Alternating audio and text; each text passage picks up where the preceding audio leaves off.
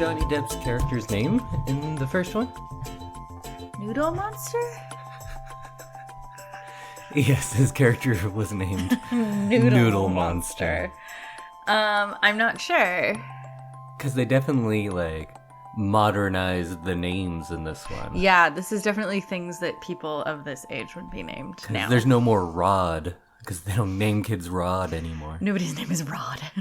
Oh, this is my baby, Rod. Instead, they're named Jessie and Quam.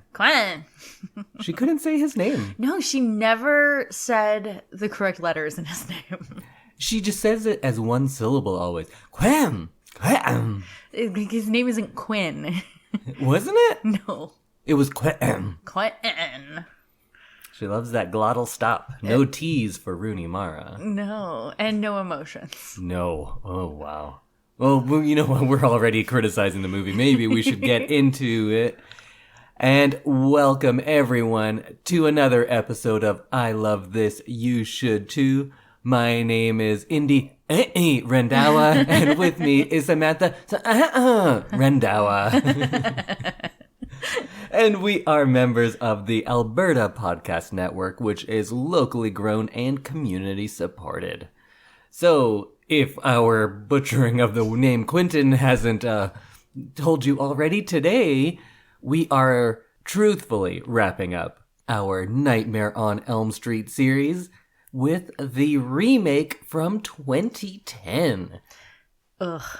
And if you want to hear more of our Nightmare on Elm Street, go listen to the last, 7 episodes? The last 7 episodes. This is our 8th and final Spooktober episode. But also, probably not really. But probably not, no. Next week, we'll have a little Nightmare on Elm Street roundup. Maybe we'll pick our favorite characters, kills, movies, do the final rankings and all that as we lead into the next movie, which, you know what, may be a little bit spooky again. I think we're just going straight from Spooktober to Christmas. We're skipping November. Yeah, who needs it? Who needs November?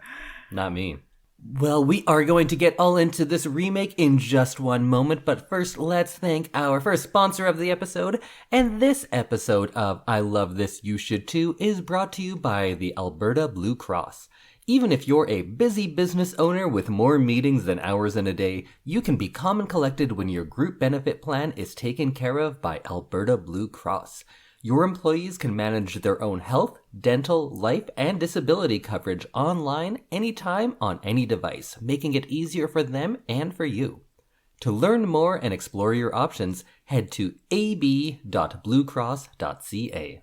Samantha, this is your first time watching the remake, and now you are deeply rooted and well-versed in this Elm Street world. You've seen all the movies. You know what it's all about.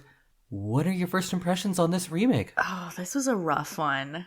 How so? It just tried to make it so modern, and used a lot of things that modern horror movies use, like jump scares and really loud noises and lots of shadow and stuff, and it just didn't work for me because what I like about the original Elm Street movies is that they don't use those cheap new horror things. So I kind of missed the quaintness of the original ones.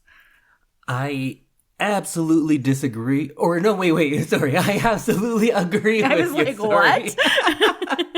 I was like, I just heard you talking about it when we were watching it. I absolutely agree with you, but I might disagree with one small thing. I think you can just substitute the word cheap for modern, because old movies could do these sorts of things as much. But I think bad 80s movies had a different thing going for them, and bad 2000s movies like this, they kind of fall into those same very cheap and manipulative and easy and lazy scares. And I think that's what we get here. Yeah. With a lot of the Nightmare on Elm Street movies we've watched some bad ones. We have. Some really bad ones. We really have. But I often say I'm more forgiving of a bad movie that tries something and fails than a movie that tries very little. And that's what this movie was. I agree. It was so middle of the road, it's almost more offensive than like Freddy's Dead, which was a piece of garbage. But it was a fun, weird, crazy piece of garbage. Yeah. And like this, yeah, like you said, they didn't do anything kind of risky or They didn't do anything big. It was like, here's a formulaic horror movie that's just like all the others that are coming out in the mid 2000s. It's like a movie with no choices. Nobody made a choice and went for something. No. It's just they split the difference on everything. They're like, oh, should we make it really gory or should it be supernatural? A little bit of each. Everything was just a little bit of everything, rather than committing to anything or trying anything. Yeah.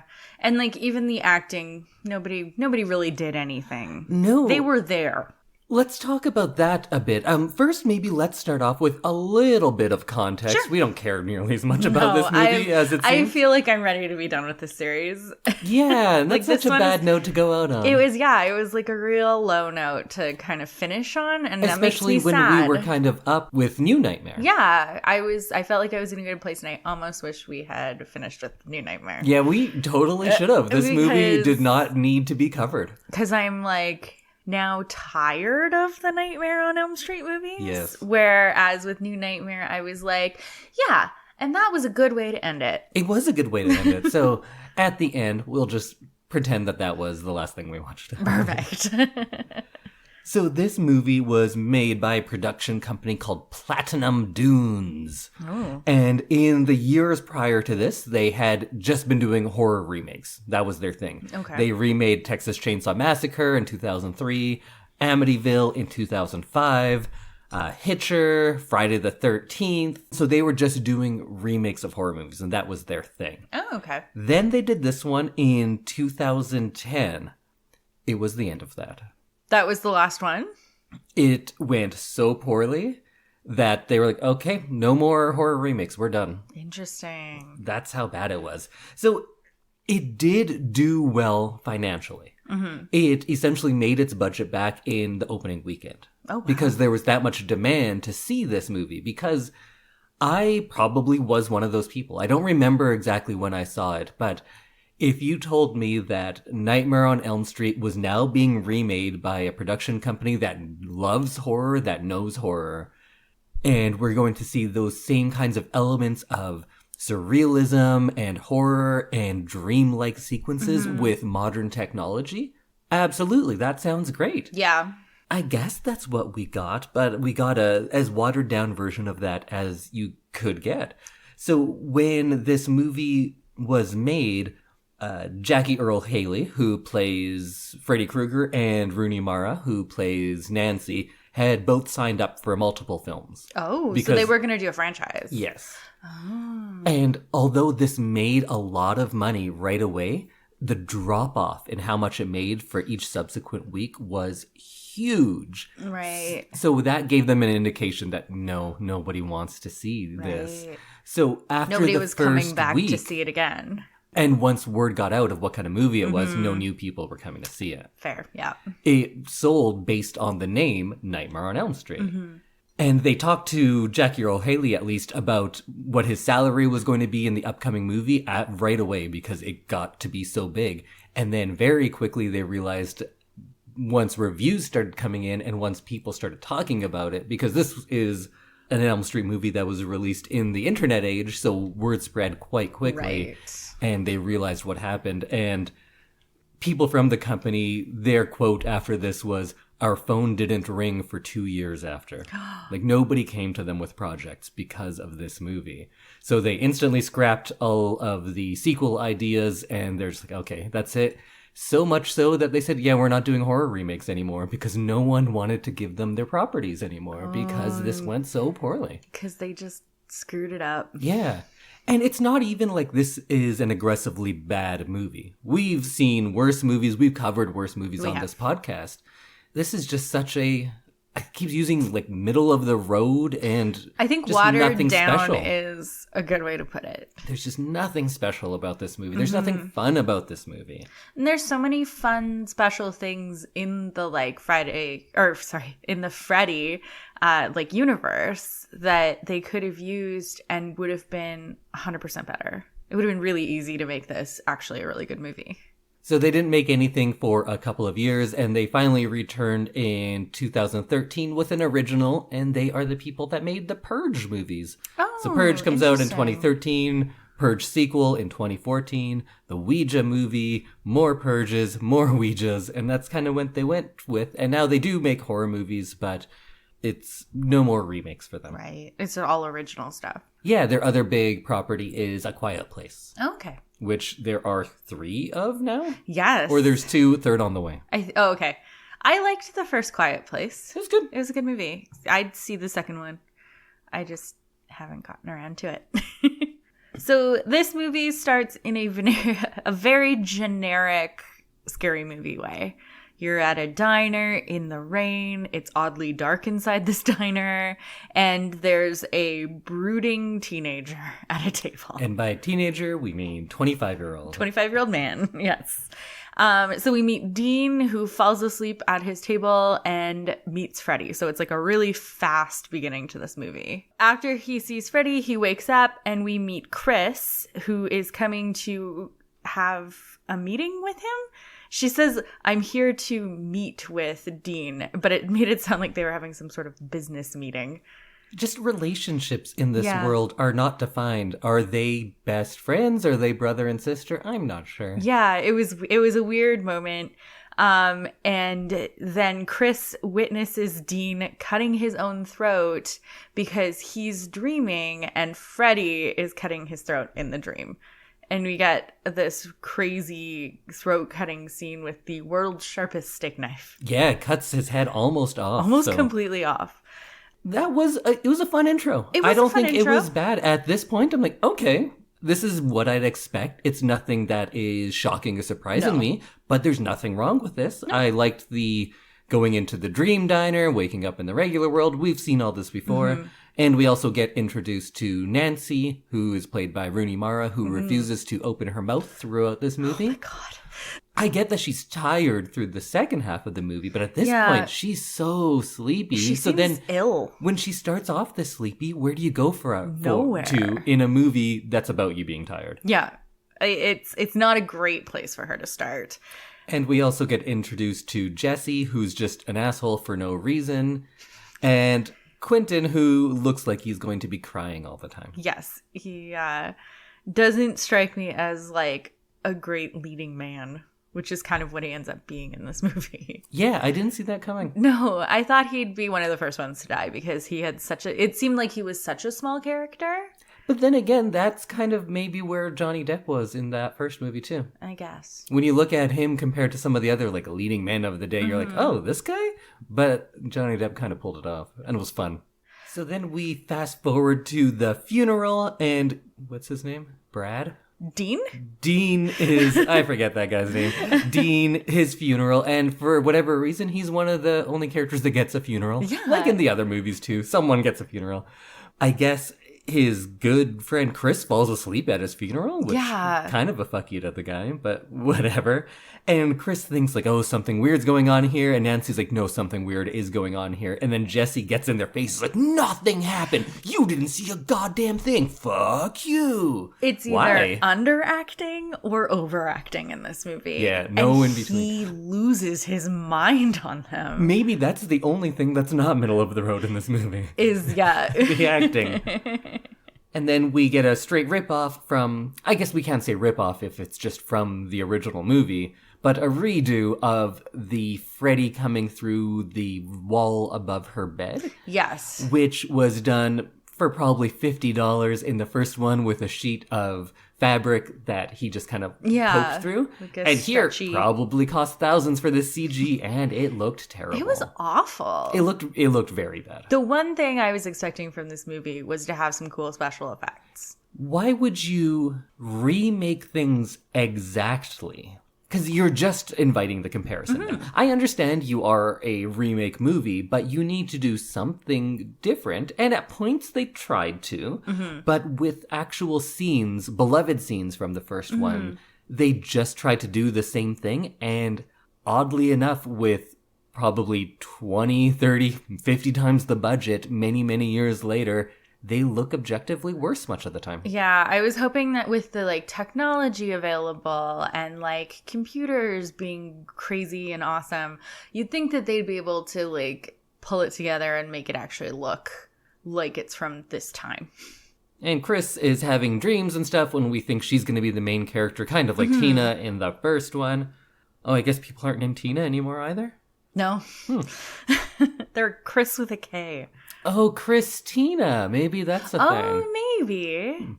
Possibly. Possibly. Yeah, I like that theory. And we see that her and Jesse are apparently in a relationship because he sneaks into her room.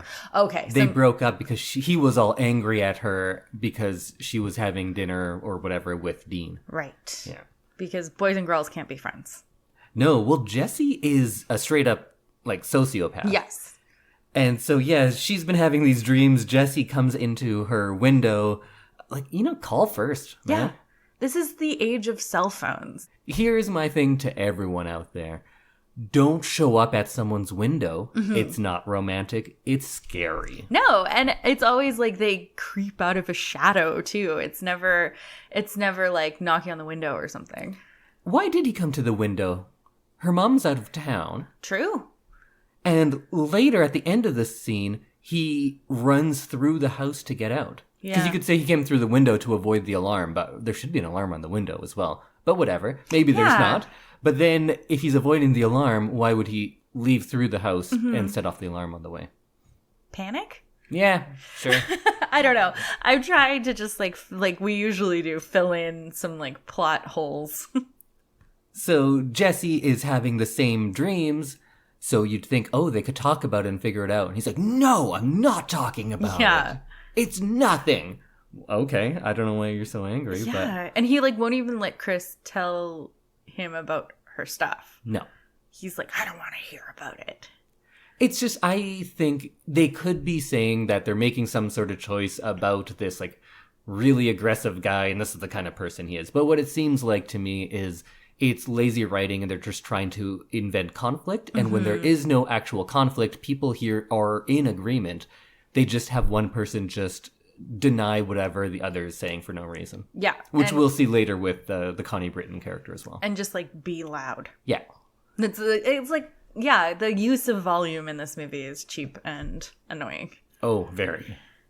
So then she has a dream. And she's looking for her dog, and anytime you hear a bunch of stupid sound effects, that's what I have written. Oh, there's stupid sound effects. This must be a dream. Yes. Because there was a bunch of stupid. The sound design was very annoying. And, like, weird lighting. Like, they try and do this, like, dream state lighting, but it just looks dumb. And then she meets Freddy, but she wakes up. Or did she? I don't know. But she does that bit. This happens in movies a lot where one person wakes up and they go to the person who they're sleeping next to because Dean? What's his name? Jesse. Jesse is sleeping next to her. She tries for half a second. She goes, Jesse. And he rolls over and she goes, oh, okay, I guess I can't wake him up. And walks away. Maybe nudge him Try again. a little harder. She also, like, barely touches him. If I was scared for my life, I wouldn't be like, Samantha, oh, she's sleeping. Okay, I guess I gotta go fight it myself. No, I'd expect that you would, like, actually grab me to wake me up. And, of course, she's clearly still in a dream. And we have the scene that is trying to remake one of my very favorite scenes when Tina is killed and gets pulled up the wall and across the ceiling. But they're like, we have to one-up it. So now she's getting flung around the room. And I don't know about you, but it was hilarious to me. It was hilarious. She was very clearly on a wire. I think it looked fine. I don't think I have any problem with how it looked.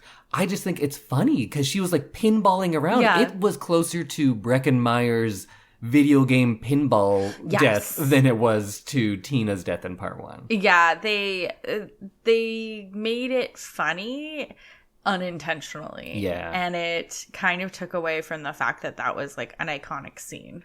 For a movie that needs to sustain a certain mood and tension. If you get laughs this early in, it's not going to go well for the rest of it. And it didn't. No, it did not.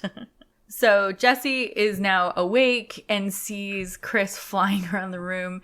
And then she dies and he's covered in her blood. And he runs away.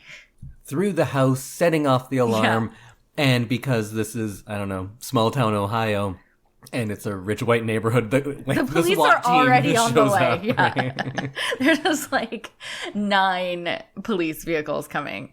And Jesse runs to Nancy's house. I had a hard time understanding how far away everyone lived from each other. Or why he would go there. Yeah. Does he know Nancy? He doesn't seem to. Because Nancy was his server at the diner, and he does not seem like he knows her. No. He's a real dick. Or maybe he's just a dick to everyone, so that's how you can tell they know each other? Jesse was like teasing Quentin about Nancy being his girlfriend. So they know each other. So they know of each other. Like maybe they go to school together and it's like, oh yeah, that's Nancy. But it didn't seem like they had any kind of relationship. No. And Jesse goes to jail, and then there's the sequence where they're like, you got bail! Just kidding, it's a dream, and now you're in the boiler room. So Jesse is killed by Freddy in his sleep in his jail cell.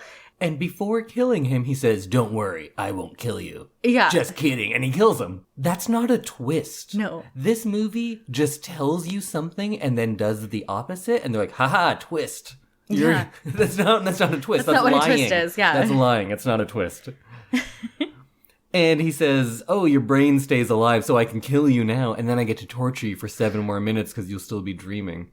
All right, I guess. I don't know. Whatever. Fun. Like, someone clearly did some research on, like, what happens to your body when you die. Mm-hmm. And they were so starved for good content that it made it into the movie, I guess. I think that's exactly what happened. There's a few moments of, like, research knowledge, like, bombs that they have. Yeah, and it's like, okay, clearly they did not have a good enough script, and they beefed it up with just, like, Wikipedia answers. That's exactly what it seems like.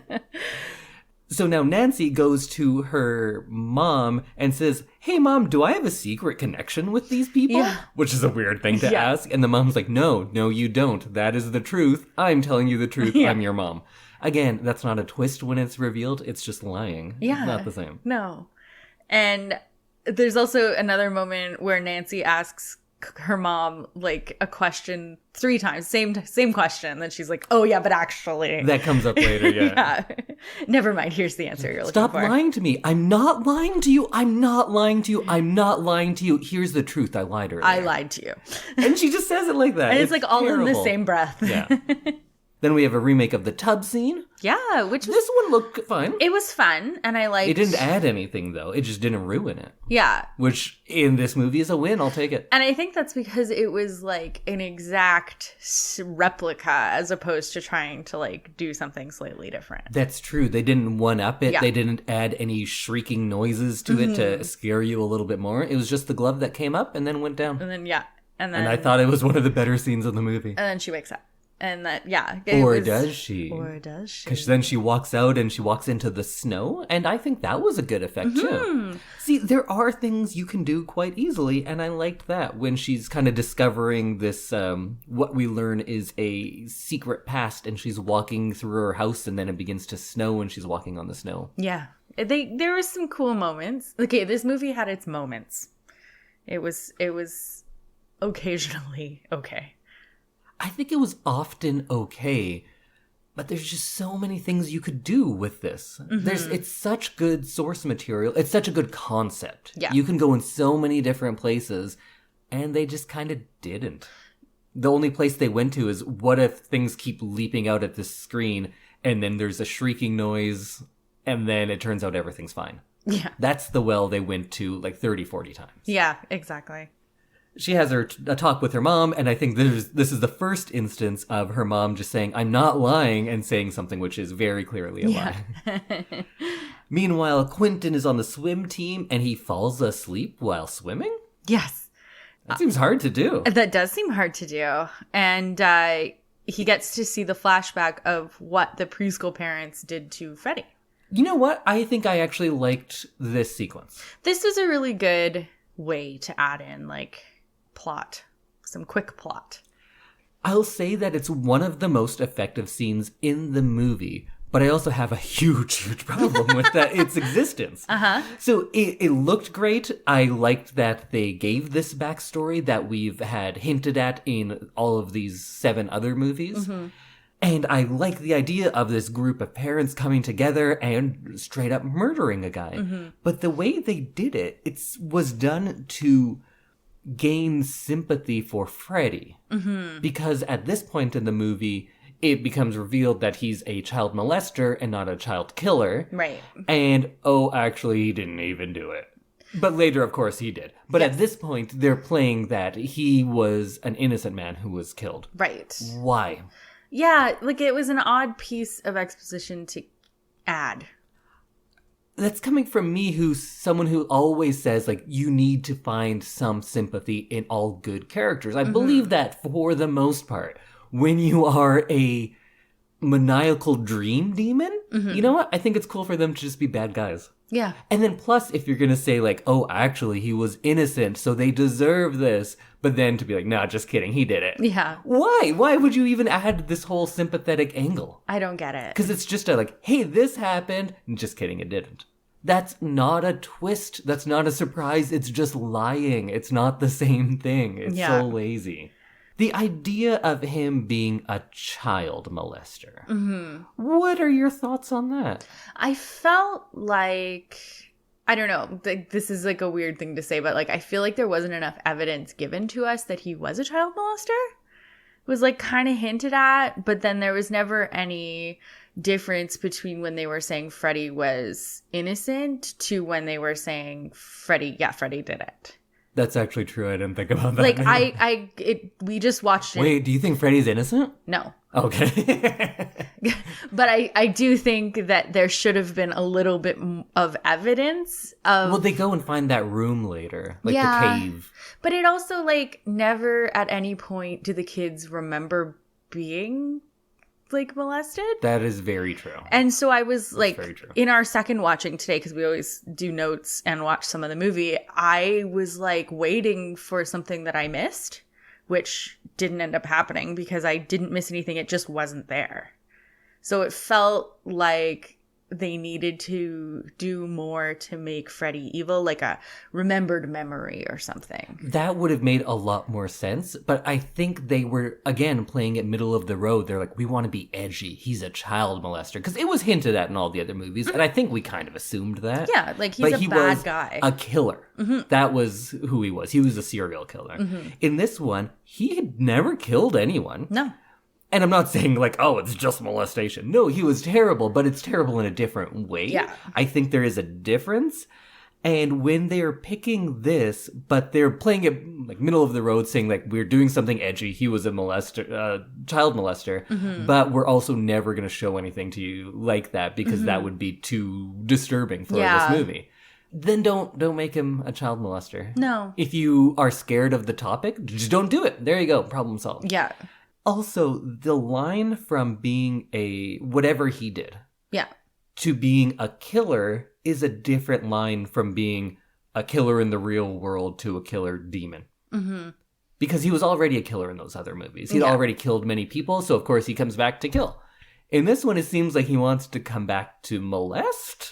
Yeah. Because there's a lot of weird sexual stuff. And there is in the other movies too, but in this one it was grosser, I guess. It was grosser. But why is he coming back to murder now? He was never a murderer before. Yeah. I guess just vengeance. Wikipedia tells me. Oh. That they find Krueger's room, they find proof of his crimes, and they realize that Krueger is now a vengeful ghost who wants revenge on them for disclosing his abuse. Oh, it's like you told? Yeah. And so What? now I'm going to murder you. I think I disagree, Wikipedia. I don't think it's as much like, hey, you told on me. I think it's more like, hey, you guys murdered me. Yeah. Yeah. But I guess one comes from the other. Yeah, like he's mad because the parents murdered him. Yeah. And so I'd be mad if someone murdered me too. Yeah. You know what? You'd be a vengeful ghost. Yeah. I'm going to put that out there. So for all you listening, if you murder me, I will be a vengeful ghost. So vengeful. Oh, I got nothing but vengeance. But anyways, now we're I'm way off track here. They find the picture because there's a hidden envelope, and all that's in the envelope is a picture of her preschool with the names written on the back. And they like pull out one drawer in the house, and it just happens to be They're underneath. like, Mom, what's this? See, we knew each other. No, you didn't, but it's right here. I have a picture. You don't have a picture. Yes, I do. Okay, you do. She's like, I'm Here's holding the backstory. the picture. Terrible writing. Yeah. But they start looking up the other people, and they've all died. And one of the worst parts, they find this video blog from a guy named Marcus who was in their preschool class. And do you want to know the Marcus's personal website video blog's name? What is it? Marcus Personal Site Video Blog. That's what it says on the page. That's awful. Personal Site Video Blog. Come on, you lazy jerks. Think of something better. So they turn on his personal site video blog, and instantly he's giving the highlights, and he's just talking right to the camera. First video There's she a pulls guy up. named Freddy Krueger. He's after me. He has these claws. And then, in like a terrible jump scare, his head smashes into the camera, and we get static? This isn't a TV from the 80s. There wouldn't be static. No. And also, who posted that? Yeah. If he died mid-recording, who posted it? Like, the video file just would have ended. It wouldn't have been static. And then I guess Freddy uploaded it for him after. Yeah. Because they wanted to get the word out? Can Dream Freddy do computer stuff? Yep. Yep. Okay. Great. That's all I needed. I have to say that the micro naps or whatever they're called in the movie might be the best explanation in the series for how they managed to be asleep at random times. Yes, I agree. I love the addition of the idea of the micronaps. I think the execution of them was actually pretty bad. Yes. If you had just said that about like part 3 or 4 and said, oh, micronaps, I'd be like, oh, okay, makes sense, done. Yeah. Because I like those movies better. This one, that is a good explanation. And as someone who has stayed up for 70 hours in a row, that happens. Yeah. I remember back in the day, they didn't really know how to handle concussions. Right. And I got one and they said like, oh, don't go to sleep. That's what they tell you. So I was up for 2 days and I was at school and I like saw a guy in the doorway of the classroom, like waiting for me. And I was like, oh my God, who's that? And everyone's like, there's nobody there. So I totally saw things. Yeah. So that is a thing that can happen. Yeah. But I would have loved it more if it were little inserts into the world they're already in. Because they're not falling asleep. We said they're micro naps, so it's little invasions of the dream world into the real world. So I would have loved to have seen the real world with small dream elements. And we get a couple of cases like that, but most often it's just a flash and they're just in a different world. Yeah. Which is different. It's different. I just liked that someone finally came up with a reason for them falling asleep in every single place you could ever imagine. Yeah. But how did he sleep in the pool? I don't know. Because he went straight into that world, so I think that was like a proper sleep scene. Right. So it still doesn't make sense, but it's a good explanation. I like it. All I have written next after the body bag scene remake was, there are so many terrible go-nowhere jump scares. Yes. So many jump scares. I hate jump scares. People fall asleep every 30 seconds in this movie, and each one you get waken up because Freddy sometimes will just turn to the camera. Nothing scary actually happens. It's just a loud noise. What is the noise? Like, in the world of this movie, what is that noise coming from? Yeah, I don't know. Nothing. No. It's just coming from lazy direction. And it's it's coming from. to make you jump. And it's the director of annoying. this movie, this was his first feature. Never made another movie again. But he was a very successful music video director. And had a lot of good videos, and I think probably continued that. But yeah, never got a chance to make another movie. Or maybe didn't want to after the way this one went. He was like, never mind, I have a successful career over here. Yeah. All I remember is before the movie came out, they said, oh, this guy's directing the new Nightmare on Elm Street. What's he have to say about it? And his quote was like, there's never been a good Nightmare on Elm Street movie, so this will be the first one. Oh. I was like, oh, shit. So, yeah, we know where you're coming from. Also rude. But see, that could have been something if he made something completely new. But all he did was try to do the first one, but did it like much lazier. Yeah. Anyways, now for whatever reason, Quentin and Rooney Mara, Nancy, are on a mission. They're like, oh, we have to go to this place. We have to go to this place. I don't know why. Yeah, I don't either. But they go to the preschool, and they're like mystery detectives now? Yeah. Yeah. Nancy and Quentin Quim. are both so very tired, and Quentin's using, like, Adderall or, like... And I don't know why, but every time he would offer it to Nancy, to like, hey, this could save your life. Yeah. She's like, no, I don't do drugs. Yeah. Like, why is she so high and mighty about his prescription drug? Yeah, it's not like he's asking her to, like, life. shoot up or something. And also, if you were like, hey, you know that dream demon? I was like, yeah, he almost killed me. We both agree. Yeah. Dream demons are real. And if you said, oh, this heroin will keep him away, it's like, you know what? I never thought I'd do heroin, but I also never thought I'd be killed by a dream demon. But I would try whatever. Let's try it. I would definitely try your prescription, like, speed. Yeah. It's like ADHD meds have been around forever. Yeah. So it's not even like something that she probably hasn't seen before. Why do they add that? It's weird. It was a strange addition. Because it comes up, weird. I think, 2, maybe 3 times. He definitely asks her if she wants a pill twice. Yeah. And then the third time is adrenaline. Just like straight up adrenaline from the hospital. That she's fine with. Yeah. So she gets cut in one of her dreams at the drugstore. Mm-hmm. I love this. It was like a very sitcom-y thing. They pull up to the drugstore and she goes, what are we doing here? You guys never talked this whole drive? No, like apparently there's no plan. That's like how sitcoms, when you come back from the commercial, they're like, here we are at the drugstore to get my medication. Yes, we are. Sounds good. Yeah. Let's continue on. So they do that and she gets cut and they go to the hospital and they need to put her under to give her stitches? I think it was because she was like panicking. But that she they wanted wasn't to put her under. until they took a needle saying that we're going to put you under. Yeah. You don't need to be unconscious to get stitches. I got mine without any anesthesia at all. Yeah. Which I don't recommend. No. They can do like a local nerve block so that none of your nerves in that area are working. Yeah. It's not a like lights out procedure. And they tell her mom, saying, oh, you need to sign this so we can put her under. And her mom's like, I don't understand, but okay, whatever is good for her. Yeah. Do you know what her mom's job is? Oh, no. She's a doctor. She's a doctor? She's a medical doctor. Wow. Yeah. I missed that piece of plot, but that it doesn't come up very often. Well, nothing about characters comes up. Right. Can you tell me anything about any of the characters that isn't like they were all in preschool and got molested? No. Because there is no characterization. No, exactly. I also thought that like Nancy's mom should have like asked a question or two before signing these forms. Especially if she's a medical professional. I didn't even know that. So I now think that she needs to ask more questions always. Anyways, I think she just runs away. Is that how she gets out of there? Yes. She and Quentin escape the hospital. And then I have written down in my notes, why the fuck are they going to the house? I don't even know which house it is. Yeah.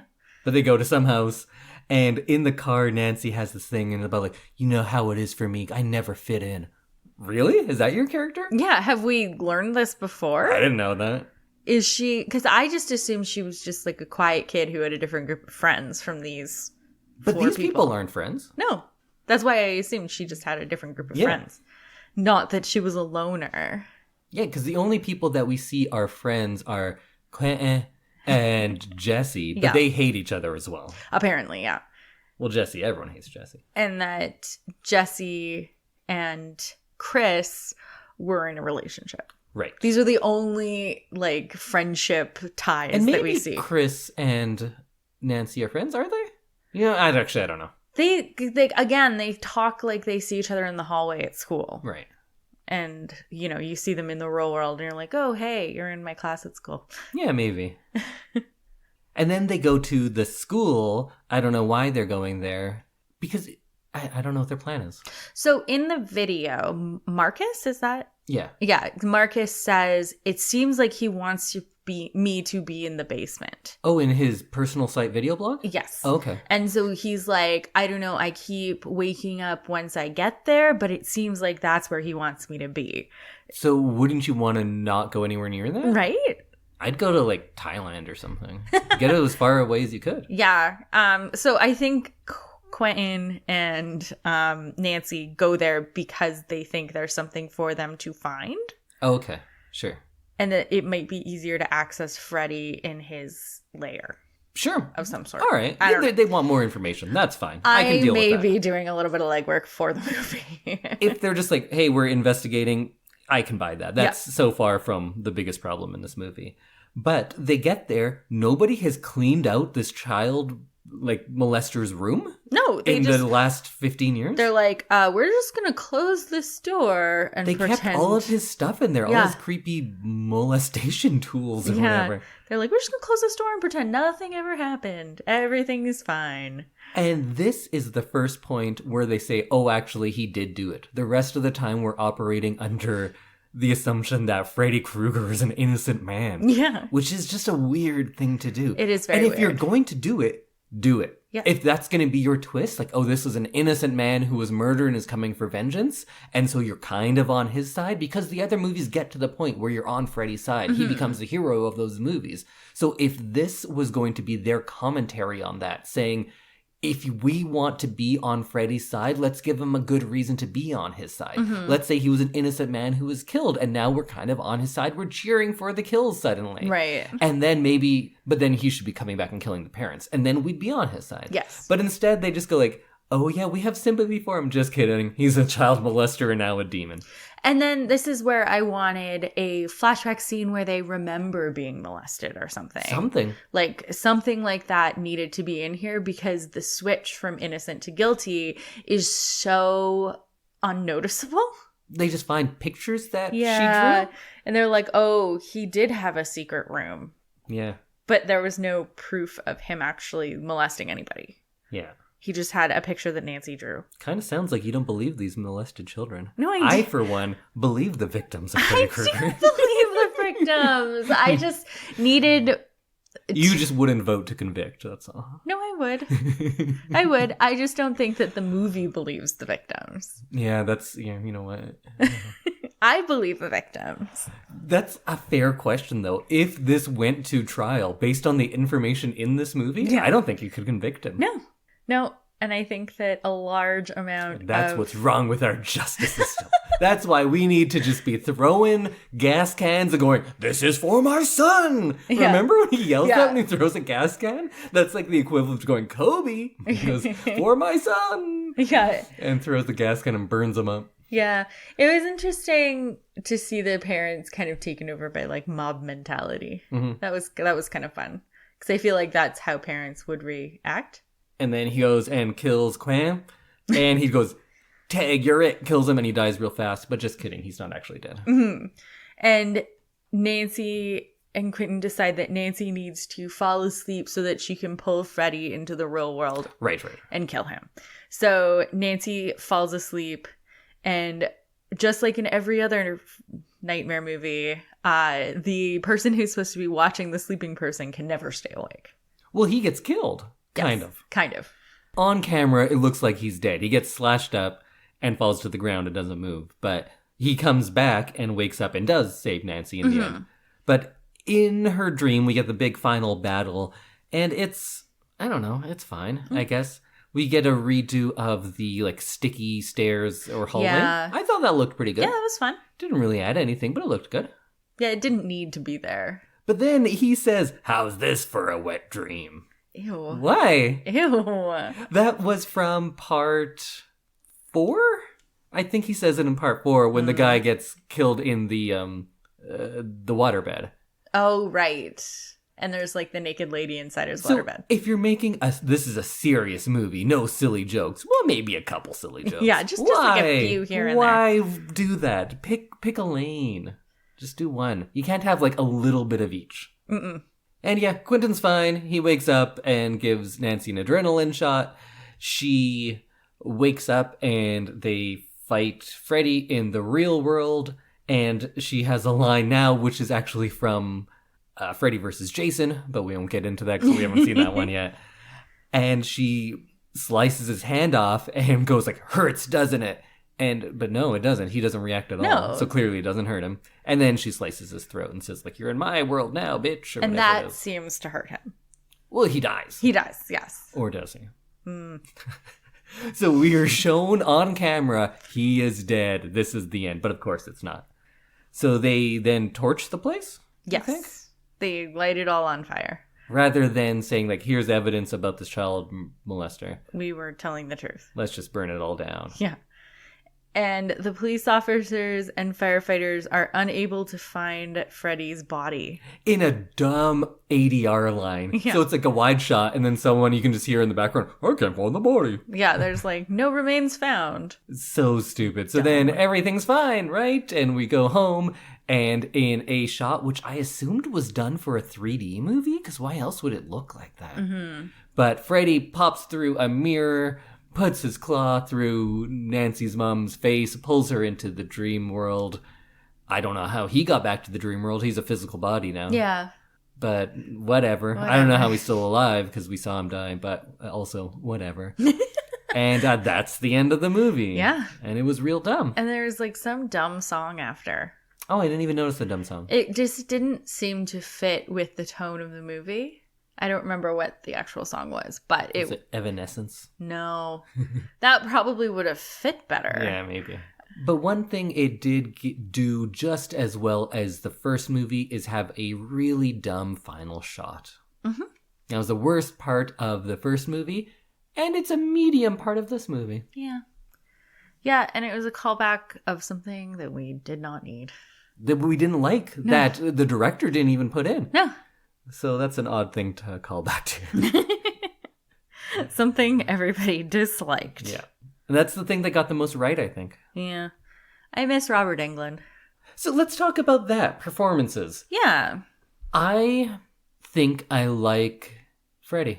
You like Freddy? I think. Well, so here's how I feel. Through the first half of the movie, I was thinking that I like his performance. Mm-hmm. And I actually liked the makeup choice. By the end of the movie, I disliked both. I disliked the makeup choice from the beginning. So I'm not sure if I grew to dislike them because I realized that they weren't that good, or if I just got upset with how bad the movie itself was. I think it was fine, at least. I don't have issue with his performance. What I could say is it's probably one of the better things in the movie. I think it's the best performance in the movie. I think he did a good performance with what he had to work with. Mm-hmm. I did not like this new makeup, but I was okay with him being Freddy. I grew to dislike the makeup. I think what got me the most was the lack of lips. It that is what I like disliked. An animal. Yeah. He seemed like a little bit like a chipmunk, maybe? Yeah, and like... It was kind of cute. Parts of your face don't just melt off. Like, you'd still have scar tissue and everything there, so you'd have some kind of lip. Oh, sure, your lips could melt off. Can they? Why not? It's fat, right? Oh, I guess. Okay. You know, I'm not sure. I've never really melted my considered lips it. off, Yeah. but I feel like they could melt off. I've never considered whether or not that would happen. So I just didn't like the lack of lips, I think. Because the rest of his face was so smooth or like all like melded together that he needed something to make him look a little bit more lifelike. I think the lack of lips made it look a little cute, which I think was the issue. Oh, no. He looked like a little chipmunk or Cute something. little Freddy? Yeah. So I think the makeup was meh. I didn't hate it. I don't think it was great. But I think his performance was one of the better things. But I think a lot of that is because I hated the other performances. Mm-hmm. Connie Britton, who you really like. She's a great actress. Not in this one. Not in this one. All she does is just yell the same thing a few times. Rooney Mara was just brutal, I gotta say. Mm-hmm. I always hate, like, just talking bad about actress performances because it seems more personal than, like, attacking a movie and here's what's wrong about the movie. Mm-hmm. But I thought it was very, very bad. Rooney Mara in this barely seems like she has a pulse. Never mind, emotions. She was asleep through the whole movie, and you can say in later parts, it's like, oh, because she was so tired. Yeah. But you can't play like that from the beginning then. No. You have to have some life at some point. Yeah. I thought the person who played Chris was just kind of annoyed me. Mm-hmm. I thought the person who played Quentin looked like he was going to cry the entire movie. And Sorry, who? Oh, sorry, Quinn. Oh, okay. And I thought Jesse, I just hated him. But I think he was doing what the script wanted him to do. Probably. But it was just like... I just did not like performances in this. Just have unexplainable rage, please. Yeah. Yeah, this movie does something maybe impressive. Mm-hmm. It's constantly coming at you with new things, yet it's somehow still boring. Like, anytime there is a scare, the movie doesn't give it any room to land. It's just like, okay, now it's now time to the next jump scare, and now it's time for the next jump scare. So we don't get much opportunity for tension to build or for any sort of terror to build after one of those moments. Because you need that moment, it needs some space to breathe so it kind of solidifies the fear in your brain. Mm-hmm. But something would happen that's supposedly scary, but it would cut away so quickly and go into the next scary thing that I can't even remember what it was that was the jump scare 30 seconds ago. Because here's another one. And it's usually not even an actual scary thing. Sometimes it's just turning to the camera. Mm-hmm. And they would just put that noise in to tell you that this is a scary thing. Which I hate. It's lazy. It is lazy. It's the movie equivalent of just like yelling at someone while they're sleeping. Mm-hmm. Like, yeah, of course that's going to scare someone because it's unpleasant. Yeah, it's not doing loud. anything good. It like does bad things to your like nervous system, but yeah, it doesn't do anything in a horror movie. And it just seems like nobody is having fun in this movie. And not in the sense, because like it's a horror movie and they should all be scared. We get that. It's not wisecracking Freddy, so he's not going to be having fun. Mm-hmm. Although he is kind of wisecracking Freddy sometimes. A little bit.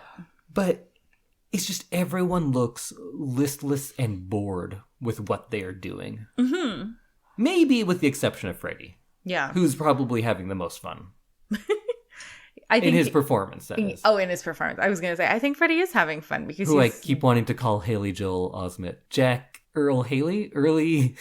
Jackie Earle Haley. Jackie Earle Haley. I always get that mixed up. Haley Joel Osment. Yeah. Who's a very talented actor. Both of them are very talented actors. Okay. But yeah, I like him. I had only seen him in a couple of things, but I think he's good. What else does he play? I think his other big famous role was in Watchmen. He plays Rorschach. Oh. Is it another like prosthetic-y... Well, actually character? Half the time. Oh. It's like a kind of a superhero movie, so he wears a mask some of the time, but some of the time he's just himself. Right. And he's kind of like a disheveled guy. And he also played a child molester in another movie. Whoa. Little Children? Something Children. I can't remember what it was called, but it was good too. I needed Freddy to make a decision on who he was in this movie. I needed this movie to make a decision on what it wanted to do. Yeah. Because it did not. And I needed Rooney Mara to have a pulse. Oh, wow. Yeah. I did read that she had such a miserable time making this movie that she considered just giving up forever. Really? She just hated just like acting? Yeah. Oh, wow. That's not a good sign. One thing that I really disliked about this movie is how much time they spend on the mystery of who's Freddy, what happened to him. But it's Nightmare on Elm Street. Mm-hmm. We all know. Yeah. Nobody's seeing this first. And then even if they were, the way they go about it, because most of this movie is spent finding out who Freddy Krueger is. Mm-hmm. And of course, like 95% of the people seeing this movie already know who he is. Mm-hmm. But they spend so much time researching and finding out and investigating, but they find all the information at the beginning. It's just people go like, no, that never happened. Yeah. And again, that's not unweaving like a big tapestry of mystery. It's just lying. And that's, I think, at the heart and like kind of epitomizes what's wrong with this movie. Mm-hmm. It doesn't put any nuance into things. It doesn't let you find things out. It just tells you one thing and says, nah, just kidding, that never happened. That's like the equivalent of the jump scare for a plot of just saying like, here's this thing, but it doesn't matter. Right. Most of the things we see in this movie don't matter. Mm-hmm. You could edit this movie to, I'd say, a good 35 minutes, and you would understand the plot just as well as you do watching it at the full length. I agree. That's what's wrong with this. So many things. Quite a few things. But that being said, it's not a bad movie. Right. It's not egregiously bad. It's not so bad that it makes me angry. Of like, what? Why would that happen? It's just a lot of, why wouldn't you do something fun with this? Yeah. Why wouldn't you try something? It's already such a fun franchise. And premise. You managed to make a very fun franchise and premise very boring. Yeah. Everything about this was... And annoying. It was a boring movie, which I think for something like this is worse than being bad. Because Freddy's Dead is a bad movie. Would you rather watch this or Freddy's Dead? Freddy's Dead. Of course. Because there's stuff happening and people are invested. It's fun. Yeah. People are having fun in that movie. Were there terrible choices? Oh, God, yes. Oh, yeah. But there were choices. They made choices. They tried things. Yeah. They failed, but they tried things. This movie didn't try to do anything new. It relied on the old movie for the best parts of it, and it relied on the most middle-of-the-road horror movie for everything else. I'm just like, I don't know, jump scare. Yeah. I can't believe it's over. Or is it? Uh-oh. Because next week... No, I'm just kidding. Oh, God. I was like, no, we have a different plan for next week. But we actually are going to talk some next week. Yes, but we're not watching another Friday the 13th. Or Nightmare on Elm Street movie. You've never even seen a Friday the 13th. No, I don't know anything about that. Because next week there's more of those than there is of this. Is there? Yeah. Oh. What do you think? In next year, do you want to do Friday the 13th? Maybe, yeah. I'm down to do another big franchise. Yeah. Or Halloween. Halloween's? Yeah. Halloween could be 2 separate years because they have 2 timelines. Oh, man. And then there's a remake timeline as well. Is there? There's the Rob Zombie ones. Oh. Who's Rob Zombie? So, Rob Zombie... One sentence answer. Okay. He was a musician who is now a director. Okay. And some of his stuff is kind of good. Some of it not so much. Okay. Good to know. Thanks for that. Yeah. Our second sponsor of the episode is the Well Endowed podcast by the Edmonton Community Foundation. Hosted and produced by Andrew Paul and Lisa Pruden, it explores the impact of passionate people who are working to make Edmonton a strong, vibrant city to live in. The Edmonton Community Foundation helps people create endowment funds. The podcast tells the story of how those endowment funds intersect with the community. You can subscribe at thewellendowedpodcast.com. Happy Halloween, everyone, because this came out on Halloween. Happy Halloween. I hope everyone's getting ready to give out candy to trick-or-treaters. Or go trick-or-treating. Or go trick-or-treating. So good luck. Hopefully it's not snowing. And we'll see you next week. Where we will do a little review of all of our Nightmare on Elm Street fun. What do you think we should do? We should maybe give Best Kill? Yeah. Favorite character? Favorite character? Favorite Freddy iteration. Oh, rank the movies. Yeah, rank the movies. The official final ranking. Yes. And I will stop just saying, and all the other ones. Yeah. I will try and put them in numerical order. And then we will preview our next movie because we're getting back into the regular format. And it's going to be Samantha's pick. So she's going to let us know what we'll be watching for the big watch the week after that. Yes. A extension of Spooktober. Let's keep Halloween going. Spookvember, people. Spookvember. Excellent. And we'll see you next week, everyone. Bye. Happy Spookvember. Woo. Oh, that was pretty spooky.